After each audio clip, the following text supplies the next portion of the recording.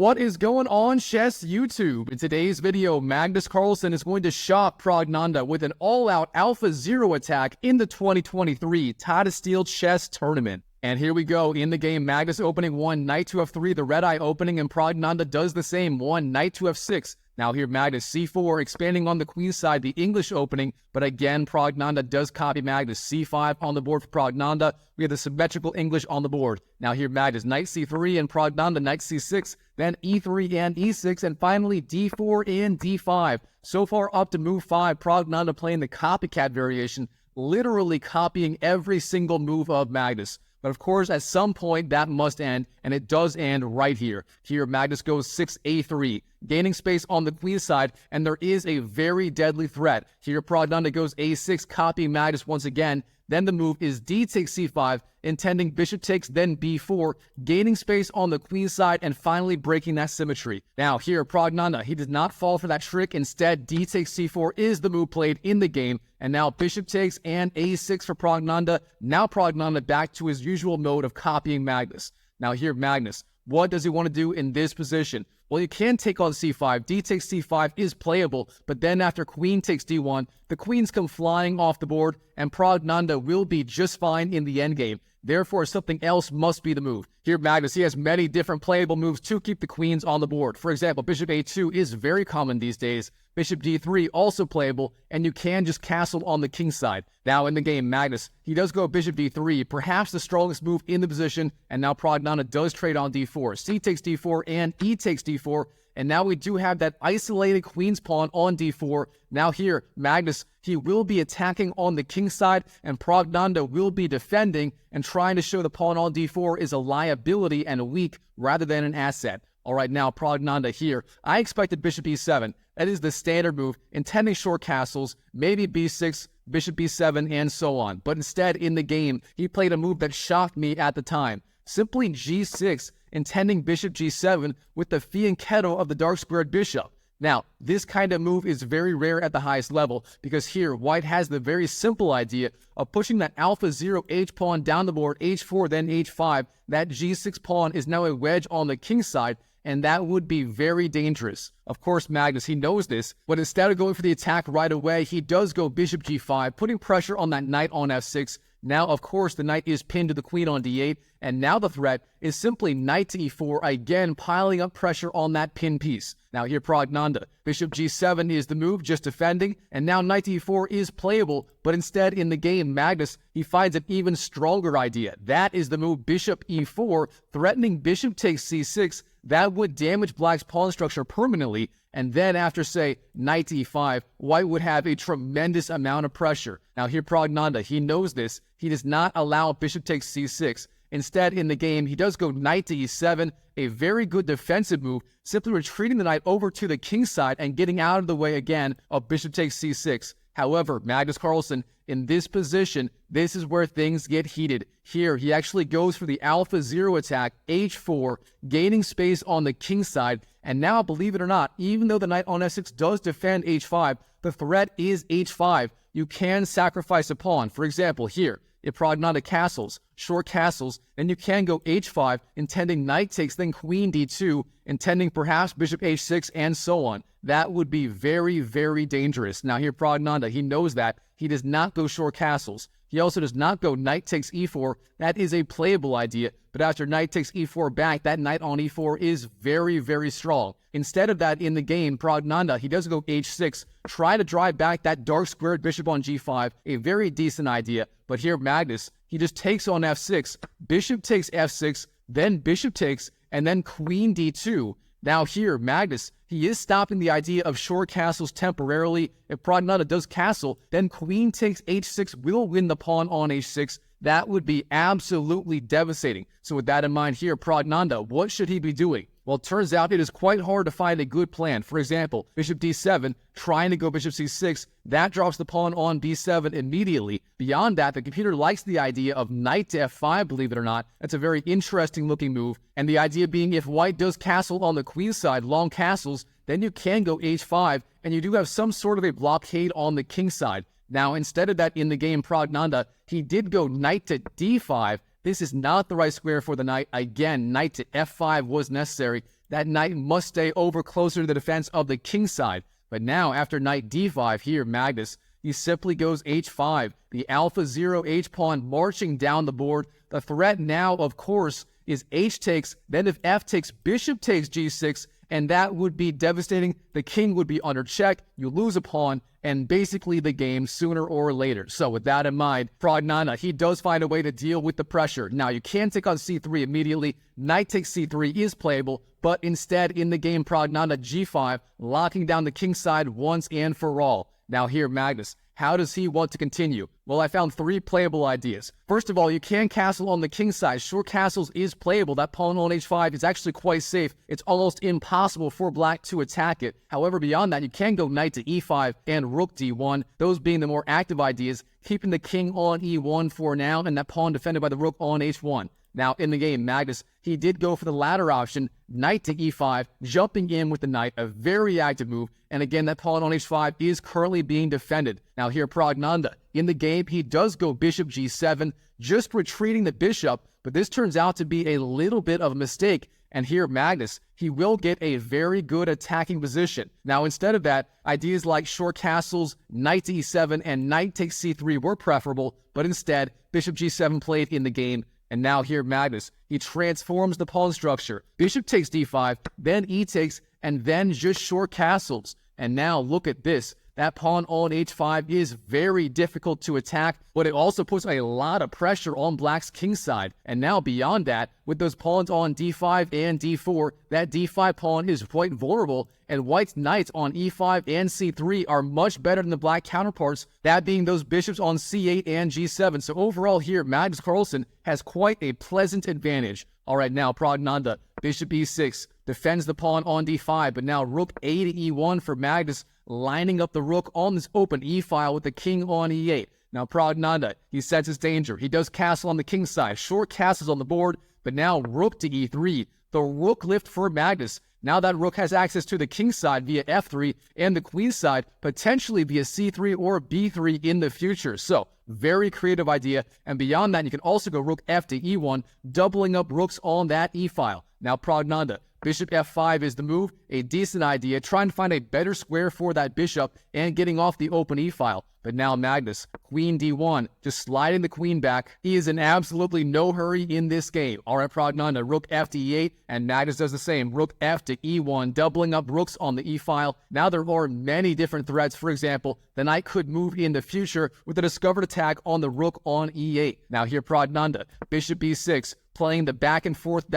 variation. There's very little he can do, therefore he's sliding his pieces back and forth, back and forth. Now Magnus, he senses this, and he finally finds a way to increase the pressure. Knight to a4, the knight jumping over on the queen side. Now that knight is eyeing both b6 and c5, and beyond that, again, ideas like rook b3 or queen b3 targeting b7 could be coming next. So, very solid idea by Magnus. Now here, Praggnanandhaa, how should he defend? In the game, he does go b6, a playable idea, but here Magnus, he's not done. He just goes rook b3, again sliding over the rook, that being the idea of rook to e3 earlier in the game, and now b6 is being targeted by the knight and the rook. Black has to defend, but what will he do? In the game, he does go queen c7, a playable move, but it does give up that pawn on b6. Instead, the computer liked the idea of bishop takes e5, then b5, trying to defend, but instead, queen c7 on the board, and now that pawn will fall. And now the big question, which piece do you take it with, the rook or the knight? Well, it turns out rook takes b6 is the better move, the idea being that rook is very active on b6, and if black goes rook a to b8, then you can trade rooks with zero issues. But instead, in the game, Magnus, he did take with the knight. Knight takes b6, and now the problem with this move, Praggnanandhaa, he spots it immediately. Rook a to b8, and now look at this. That rook on b3 is under pressure. And no, the knight on b6 is not pinned yet. You can retreat the knight. For example, knight a4 is playable, as the rook on b3 is defended by the queen. But here, Praggnanandhaa, he does have quite a bit of pressure on Magnus. Now here, Magnus, knight to a4 is the move, retreating, and Praggnanandhaa does trade. Rook takes and queen takes, But now here, Praggnanandhaa, bishop takes e5, giving up his bishop for that knight on the e5 square. And now that bishop on e6 is actually quite a decent piece. It does lock down the e-file. And again, Praggnanandhaa overall doing quite okay. And in the future, he may be able to target that very weak pawn on h5. The alpha 0 pawn now might be more of a liability than an asset. All right, d takes e5 on the board for Magnus, recapturing with the pawn instead of the rook. And now queen to a5 targets that rook on the e1 square. Very active move by Praggnanandhaa, and the queen, of course, also has pressure on that knight on a4. If the queen moves, say, queen to e3 and so on, that knight will fall. Therefore, here, Magnus, he must find a good move to defend both the rook and keep that knight on a4 defended. So, in the game, here, Magnus, he does go queen d1, a solid idea, retreating with the queen, and again, both the rook and the knight are defended, but here, Praggnanandhaa showing his genius. Bishop g4, the deflection sacrifice. Of course, if you go queen takes g4, then queen takes e1 will win the rook. Therefore, that bishop on g4 is not hanging. I mean, yes, it is, but you can't take it for tactical reasons. Now, Magnus, he knows this. f3 on the board, blocking the bishop, but now bishop d7 sliding back and putting more pressure on the knight on a4. Praggnanandhaa starting to turn around the game here. All right, Magnus, knight c3, retreats the knight back to a good square, and it pressures d5. Both knight takes d5 and queen takes d5 are being threatened here. But Praggnanandhaa, he's not done. Queen to c5 hits the king on g1. Now king h2 is the move, but Praggnanandhaa d4, striking in the center and putting pressure on that knight. And now that pawn on d4, of course, is a pass pawn, that being a huge asset in this position. All right, here, we have a critical point in this game. What should Magnus Carlsen be doing? Well, if you like puzzles, pause the video and try to find the key idea for Magnus Carlsen before I hold my breath for 20 minutes. All right, the idea here, of course, that knight is being attacked. You must move it, but where should it go? Well, it turns out almost every single square is booby-trapped. If you go back to, say, a2 or b1, that knight would just be so passive and the pawn on e5 would fall. For example, queen takes e5 or rook takes e5 would win that pawn on e5. Instead, let's say you go knight to e4, for example. Then again, queen takes e5, wins the pawn with check. So where is the knight supposed to go? Well, it turns out it's not supposed to go anywhere. Magnus knows this. He goes rook to e4, a very strong move. The idea being that pawn on d4, of course, is pinned, as the bishop on d7 would be hanging if d takes c3, then queen takes d7, regains the lost piece.